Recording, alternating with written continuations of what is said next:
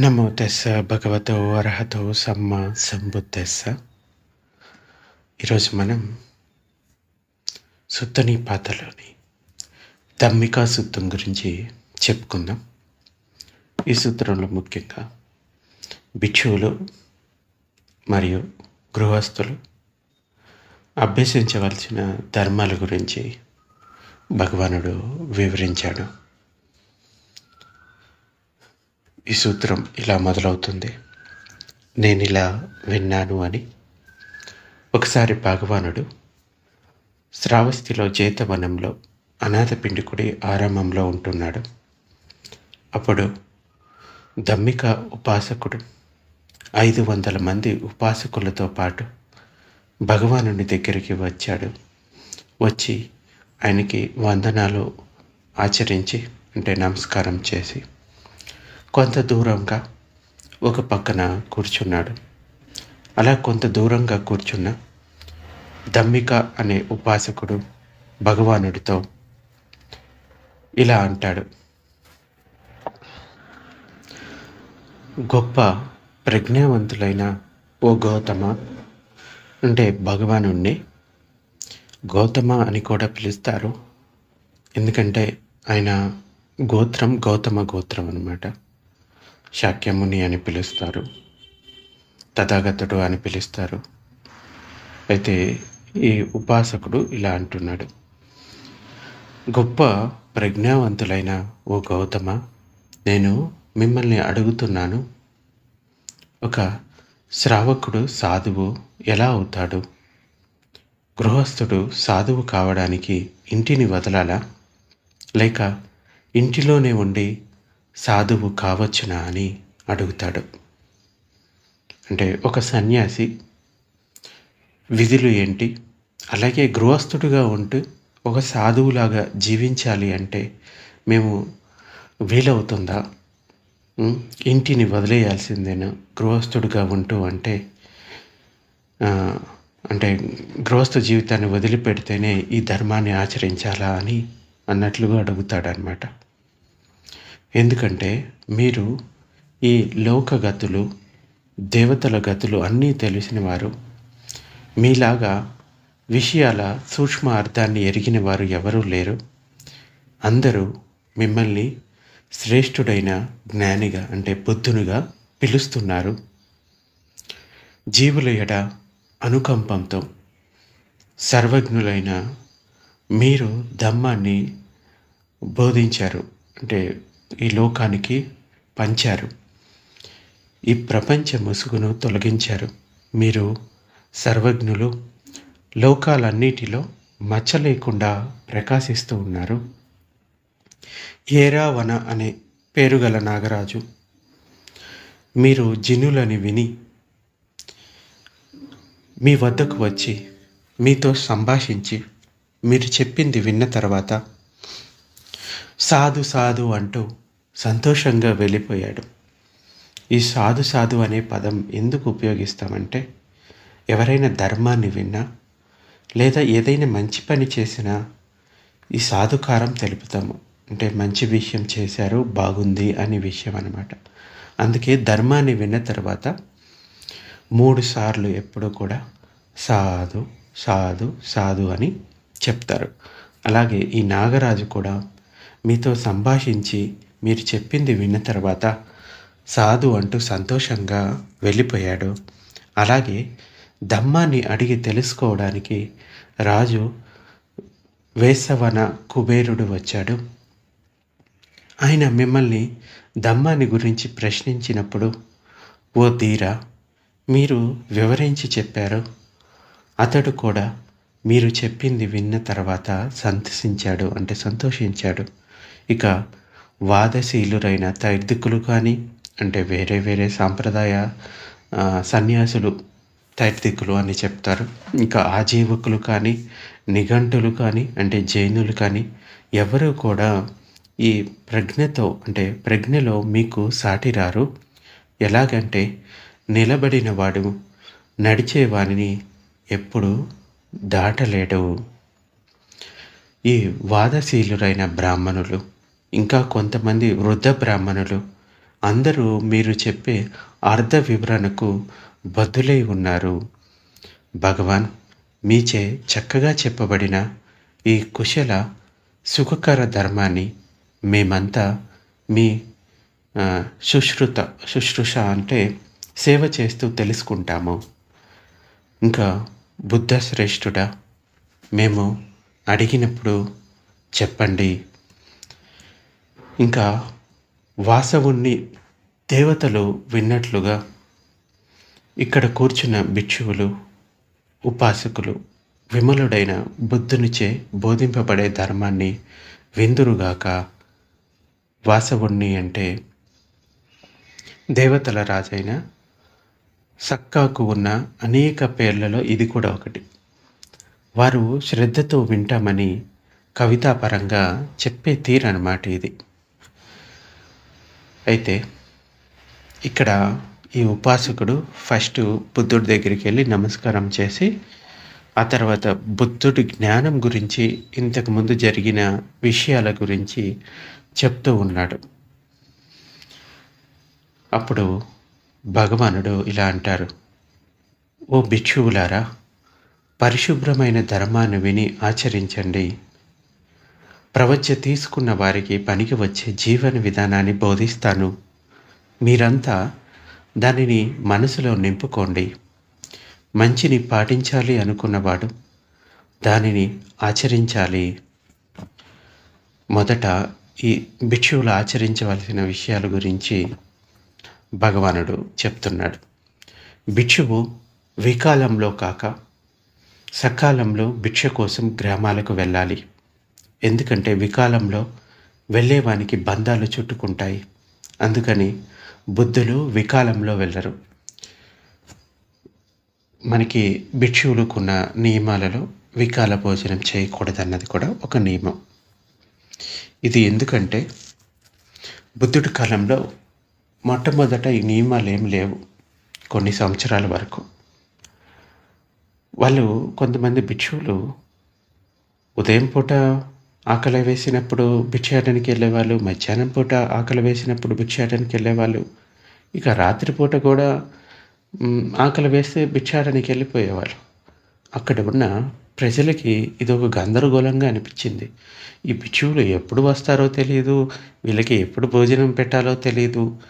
ఇదంతా గందరగోళంగా అనిపించేది. అది కాకుండా ఏంటంటే ఈ వేళ కాని వేళల్లో భిక్షాటనకి వెళ్ళడం వల్ల అనేక విషయాలు, అంటే తప్పుడు విషయాలు వీళ్ళ మీద పడటము, రెండోది వీళ్ళు తప్పుడు విషయాల్లోకి వెళ్ళడము. అంటే గ్రామాల్లోకి భిక్ష కోసం వెళ్ళే సరైన కాలం ఏంటంటే ఉదయం పూట. అలా కాక ఒక భిక్షువు ఎప్పుడు పడితే అప్పుడు వికాలంలో విచక్షణ రహితంగా గ్రామాల్లోకి భిక్షకు వెళ్తే అతడి పరిశుద్ధత జీవితానికి చేటు కలిగించే అనేక సంఘటనలు, అనుభవాలు ఎదురు కావచ్చు. ఫలితంగా అతడు గృహస్థుడిగా మారిపోవచ్చు. అందుకోసమే వికాలంలో భిక్షాటనకి వెళ్ళకూడదు అని భగవానుడు నియమాన్ని విధించాడనమాట. అందుకే సూర్యోదయం తర్వాత నుంచి మిట్ట మధ్యాహ్నం వరకు భోజనానికి వెళ్ళొచ్చు. మిట్ట మధ్యాహ్నం తర్వాత ఇక వికాల భోజనం చేయకూడదు. ఇంకా రూప, శబ్ద, రస, గంధ, స్పర్శ ఇవి జీవులను మత్తిల చేస్తాయి. అంటే వాటిలో పడేస్తాయి, మత్తు కలిగిస్తాయి. రూప, శబ్ద, రస, గంధ, స్పర్శ అంటే ఈ పంచకామగుణాలు, లేకపోతే ఈ ఇంద్రియ విషయాలు అని చెప్పవచ్చు. ఇంద్రియాలు అంటే కన్ను, ముక్కు, చెవి, నాలుక, ఇంకా స్పర్శ అంటే చర్మం, స్పర్శ. వాటి విషయాలు కంటితోటి రూపాన్ని చూస్తాము, చెవులతోటి శబ్దాన్ని తెలుసుకుంటాము, ఇంకా ముక్కుతోటి వాసనలు తెలుసుకుంటాము, నాలుకతోటి రుచులను తెలుసుకుంటారు, ఇంకా చర్మంతో స్పర్శను తెలుసుకుంటాం. ఇవి జీవులను, అంటే ఈ ఇంద్రియ విషయాలు జీవులను మత్తిల చేస్తాయి. ఈ అన్ని ధమ్మాల మీద కోరికను వదిలిపెట్టి సకాలంలో అంటే ఈ భోజనం కోసం, సరైన భోజనం కోసం గ్రామాలకు వెళ్ళాలి. అంటే భిక్షాటనకి వెళ్ళినప్పుడు ఈ ఇంద్రియాలను అదుపులో ఉంచుకోవాలి. అందుచేతనే భిక్షువు భిక్షాటనకి వెళ్ళినప్పుడు కేవలం 3 అడుగుల నేలను చూస్తూ మాత్రమే నడుస్తాడు. ఆ గ్రామంలో ఏం జరుగుతుంది అనేది పట్టించుకోడు. ఇంకా ఎవరు భిక్షని ఇస్తున్నారనేది కూడా చూడడు. కేవలం 3 అడుగుల నేలను చూస్తూ ఎరుకతోటి గ్రామంలోకి ప్రవేశించి ఎరుకతోటి ఆ భిక్షను స్వీకరించి అలాగే ఎరుకతోటి తన నివాస స్థలానికి తిరిగి రావాలి. అప్పుడే అనేక విషయాల నుంచి అతడు తప్పుకోగలుగుతాడు. లేదంటే ఈ ఇంద్రియ విషయాల వాటి డీటెయిల్లోకి వెళ్ళిపోతాడు. సో అందుకోసమే భిక్షాటనకి వెళ్ళినప్పుడు కేవలం 3 అడుగుల నేలను చూస్తూ ముందుకు వెళ్తూ ఎరుకతోటి ఉండాలి. ఇంకా సకాలంలో భోజనం కైకొని తిరిగి వచ్చిన భిక్షువు ఏకాంతంగా ఒక్కడే కూర్చొని తన మనస్సుని బాహ్య విషయాల వైపుకు తిప్పక తనలో తానే ఆత్మ సంయమనంతో, అంటే ఆ ధర్మాలతో చింతన చేయాలి. భగవానుడు ఒకానొక సందర్భంలో చెప్తాడు, భిక్షువు భిక్షాటన చేసిన తర్వాత ఏకాంతంలో కూర్చొని ఎరుకతోటి ఆ భోజనాన్ని తీసుకోవడం కూడా ఒక వరం అని చెప్తాడనమాట. అంటే ఏకాంతంలో భోజనం చేయడం కూడా ఒక వరం కింద భావిస్తాడు. అది కూడా ఒక సుఖమని చెప్తాడు. ఎటువంటి హడావుడి లేకుండా ఎరుకతోటి ఒక ముద్ద తర్వాత ఇంకొక ముద్ద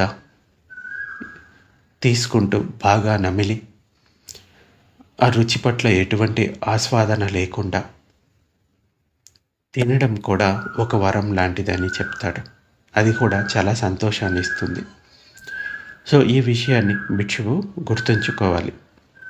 ఇంకా శ్రావకునితో పాటు లేదా ఇతర ఎవరితోనైనా భిక్షువుతోనైనా మాట్లాడాల్సి వస్తే అతడు సూక్ష్మ ధర్మాన్ని చెప్పాలే కానీ ప్రవాదాలను, అంటే చాడీలు చెప్పడం, పరనిందను చేసే మాటలను మాట్లాడరాదు. ఎందుకంటే కొందరు ఇతరులను ఖండించే వాదం చేస్తారు. మనం పరిమిత ప్రజ్ఞావంతులను, అంటే సంకుచిత మనస్కులను ప్రశంసించాం. అక్కడక్కడ వారిని బంధనాలు చుట్టుముడతాయి. ఆ వివాదంలో వారి మనస్సులు చాలా దూరం వెళ్ళిపోతాయి. అందుకోసమే ఇటువంటి వాద వివాదాలకి దూరంగా ఉండటం మంచిది. సుగతులు బోధించిన ధర్మాన్ని విని, సుగతులు అంటే బుద్ధులు, సుగత అనే అర్థం శబ్దార్థపరంగా మంచిగా వెళ్ళినవాడు అనే అర్థం. కొన్నిసార్లు దీన్నే సుకుడైన వాడు అని కూడా అనువదిస్తారు. అంటే భగవానుణ్ణి సుగతుడు అని కూడా సంబోధిస్తారు.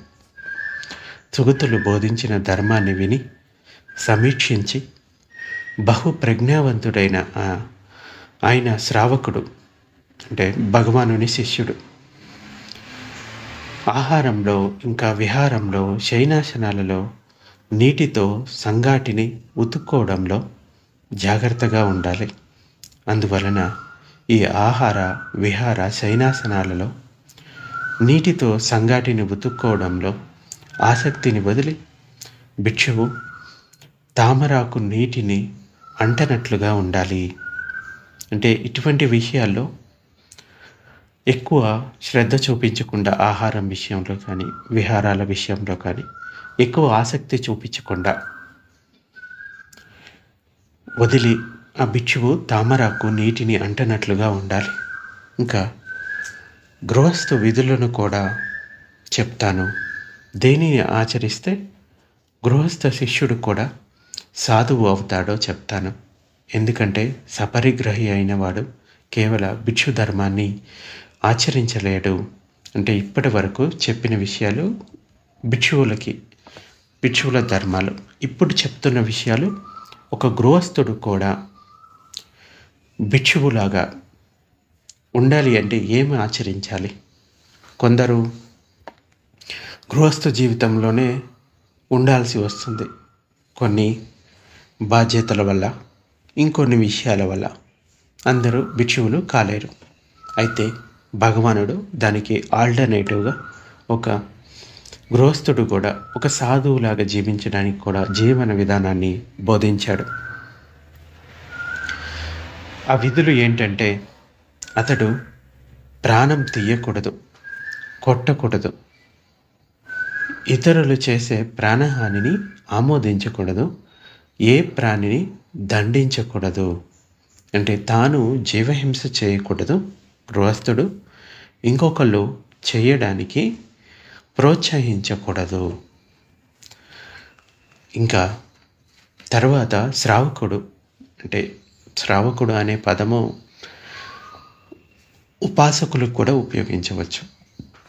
భిక్షువులకి ఉపయోగిస్తాడు, అంటే ధర్మాన్ని ఆచరించే వాళ్ళకి శ్రావకుడు అనే పదాన్ని ఉపయోగిస్తాము.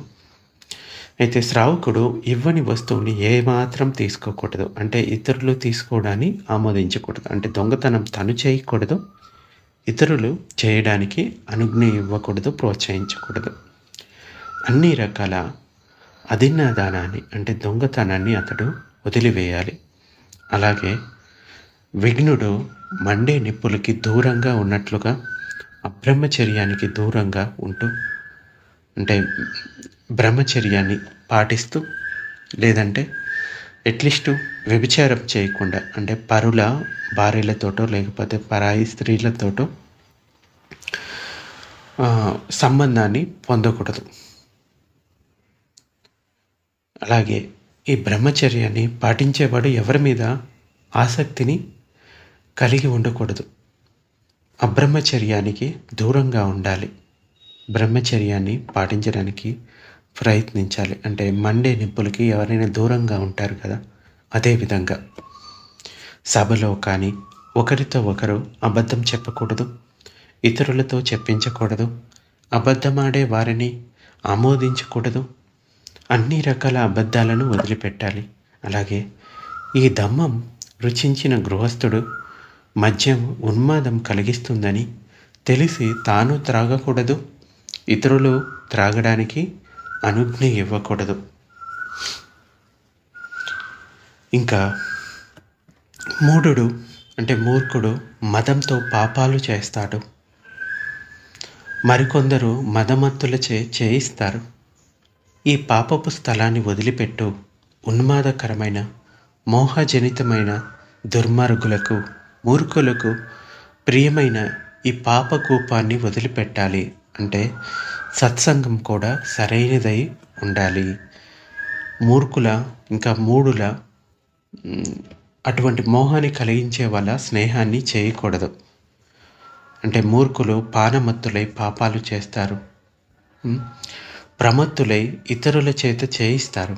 అందుకని ఉన్మాదాన్ని, మోహాన్ని, మూర్ఖత్వాన్ని కలిగించేది అపుణ్యకారి అయిన ఈ మద్యాన్ని వదిలిపెట్టాలి. ఇంకా భగవానుడు చెప్తున్నాడు ఏమనంటే, ప్రాణహాని చేయకూడదు, ఇవ్వని దాన్ని స్వీకరించరాదు, అబద్ధం ఆడరాదు, రాత్రులు అకాల భోజనం చేయరాదు, అలాగే మాలలు ధరించరాదు, గంధం పూసుకోరాదు, భూమి మీద పరిచిన పక్క మీద లేదా మంచం మీద, అంటే మరీ అతి లగ్జరీ బెడ్లు కాకుండా, మరీ సౌకర్యవంతమైన బెడ్లు కాకుండా మామూలు చిన్న బెడ్లు లాంటివి ఉపయోగించుకోవచ్చు. లేదంటే నేల మీద పడుకోవచ్చు. నేల మీద లేదంటే మంచం మీద పడుకోవాలి. దీనినే అష్టాంగశీల ఉపోసదం అంటారు. దుఃఖాన్ని అంతమొందించిన బుద్ధ భగవానుడు దీనిని ప్రకటించాడు. పరిశుద్ధ చిత్తంతో ఈ అష్ట ఉపోసద శీలాన్ని, అంటే ఈ ధర్మమును చక్కగా పాటించాలి. ఉపోసదం అంటే శబ్దం పరంగా చెప్పాలి అంటే ఉపవాసం అని చెప్పవచ్చు. ఇక్కడ ఉపవాసం అంటే పూర్తిగా ఏమీ ఆహారం తీసుకోకుండా ఉండటం కాదు. ఇక్కడ ఆ రోజు ఈ 8 శీలాలను పాటించి భిక్షువులు లేకపోతే భిక్షు విహారానికి వెళ్ళి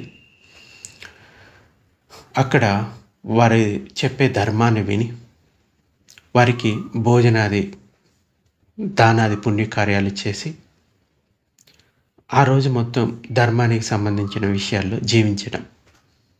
దీన్ని సరిగ్గా చెప్తే ఉపోసదాన్ని పాటించడం అని చెప్పవచ్చు. ఈ ఉపోసదం అన్నది పౌర్ణమి రోజు, ఇంకా అమావాస్య రోజు, ఇంకా 2 రోజులు అంటే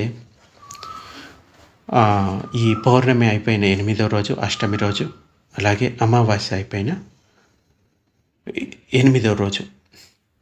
ఈ అమావాస్య ఇంకా పౌర్ణమి రోజులు ఎందుకంటే భిక్షువులు పాటి మొక్క వినయాలను చేసుకోవడానికి ఒకచోట సంఘటితమవుతారు, ఒకచోట చేరుతారు. అంటే బుద్ధుడి కాలంలో కొంతమంది భిక్షువులు ధ్యానం చేసుకోవడానికి వేరు వేరు ప్లేసెస్కి వెళ్ళేవాళ్ళు. కానీ ఈ పాటి మొక్కం జరిగేటప్పుడు మాత్రం వాళ్ళంతా ఒకే చోట చేరి ఉంటారు. కాబట్టి ఉపాసకులు ఆ భిక్షువుల్ని కలవడానికి, ఇంకా వారి నుండి ధర్మాన్ని గ్రహించడానికి సరైన సమయం. కాబట్టి భగవానుడు ఈ ఉపోసద దినాలు ఈ అష్టశీలాలను పాటించడానికి చెప్తాడు. మిగతా రోజుల్లో కూడా పాటించవచ్చు. అందుకే ఈ 4 రోజుల్లో కూడా ఈ శ్రావకులు ఎవరైతే ఉంటారో వాళ్ళు బౌద్ధారామాలకు వెళ్ళి ఈ అష్టాంగ శీలాన్ని ఆ భిక్షువుల దగ్గర నుంచి గ్రహించి వాటిని ఆచరిస్తారు. ఈ అష్టశీలాలని ఒకే రోజు పాటించినా కానీ గొప్ప విషయమే, లేదా ప్రతిరోజు పాటించినా గొప్ప విషయమే. అందుచేతనే ఈ అష్టశీల ఉపోసదాన్ని పాటించడానికి ప్రయత్నించాలి.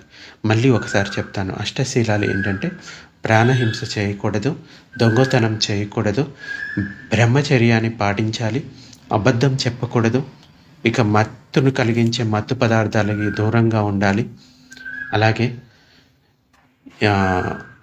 వికాలంలో భోజనం చేయకూడదు, మాలలు గంధం ధరించకూడదు, అలాగే ఎత్తైన సైనాసనాలలో పడుకోకూడదు, అంటే మంచాల మీద పడుకోకూడదు. సో వీటిని అష్టశీల ఉపోసద అని చెప్తారు. వివేకవంతుడు ఉపోసద వ్రతధారణ చేసి పాతక్రాలన అంటే ఉషోదయం సమయం అనవచ్చు, లేకపోతే ఉదయం పూట ముదితపూర్ణ జనులకు యథాశక్తి దానం చేయాలి. అలాగే అంటే ఉదయం పూట ఉపోసదను విరమించాక భిక్షు సంఘాన్ని ప్రసన్న చిత్తంతో అన్నపానాలతో సంతుష్టపరిచి యథాశక్తి దానం ఇవ్వాలి. అంటే ఈ శీలాన్ని పాటించిన తర్వాత రోజు, లేదంటే ఆ రోజు కూడా ఇది చేయవచ్చు. ఇక మిమ్మల్ని మీరు ఏదైనా ధర్మపరమైన వృత్తి యందు నియమించుకోవలను, ధర్మాన్ని అనుసరించి తల్లిదండ్రుల పోషణ చేయవలెను. ఏ గృహస్థుడైతే అలా అప్రమత్తుడై సదాచార జీవనం గడుపుతాడో అతడు స్వయం ప్రకాశ దేవతల జన్మని పొందుతాడు. అంటే ఈ అష్టశీల ఉపోసదాన్ని పాటించడం వల్ల ఆ పుణ్యం చేత అతడు నిబ్బానాన్ని కనుక పొందలేకపోతే ఈ జన్మలో కనీసం ఆ పుణ్యం చేత దేవతాలోకంలో జన్మను పొందడానికి వీలవుతుంది. స్వయం ప్రభాస దేవతలు అంటే ఒక రకమైన ఆకాశ జీవులు అని చెప్పవచ్చు. దీనిని ఆచరించే ఉపాసకుడు మరణానంతరం వీరిలో ఒకరిగా జీవిస్తారు. అందుచేతనే ఈ అష్టశీల ఉపోసదను పాటించడానికి ప్రయత్నించాలి. ఈ సూక్తంలో ముఖ్యంగా భిక్షువులు ఆచరించవలసిన ధమ్మాన్ని గురించి, అలాగే ఒక ఉపాసకుడు అంటే గృహస్థుడు ఉండే ఉపాసకుడు ఎటువంటి ధర్మాన్ని ఆచరించడం వలన సాధువులాగా జీవిస్తాడు అన్న విషయాన్ని కూడా భగవానుడు చెప్పడం జరిగింది. ఈ అష్టశీలాలను పాటిస్తే గృహస్థుడు కూడా సాధువులాగా జీవిస్తున్నాడు అని చెప్పవచ్చు. అంచేత మీలో వీలైనంత మంది ఈ అష్టశీల ఉపోసదాన్ని పాటించడానికి ప్రయత్నించండి. అది మీకు గొప్ప మేలుని చేస్తుంది ధర్మం పరంగా. అలాగే ఆ ఉపోసద రోజు వీలైతే కనుక మీకు దగ్గరలో ఎవరైనా భిక్షువు ఉంటే ఆ భిక్షువు దగ్గరికి వెళ్ళి శీలాలను గ్రహించండి. అలాగే భోజన దానం చేయొచ్చు. ఎందుకంటే పుణ్యాన్ని ఆ, పెంచేటువంటి అవకాశం ఎక్కడ లభించినా కానీ దాన్ని వదులుకోకూడదు. ఈ ధర్మ మార్గంలో చాలా ముఖ్యం అటువంటి పుణ్యం. లేదా ఏదైనా విహారానికి వెళ్ళి అక్కడ కూడా ధర్మాన్ని విని ఆ రోజు ఈ విషయాల్లో ఉండటానికి ప్రయత్నించండి, అష్టశీలాలను పాటిస్తూ. ఇది ఈరోజు ప్రవచనం.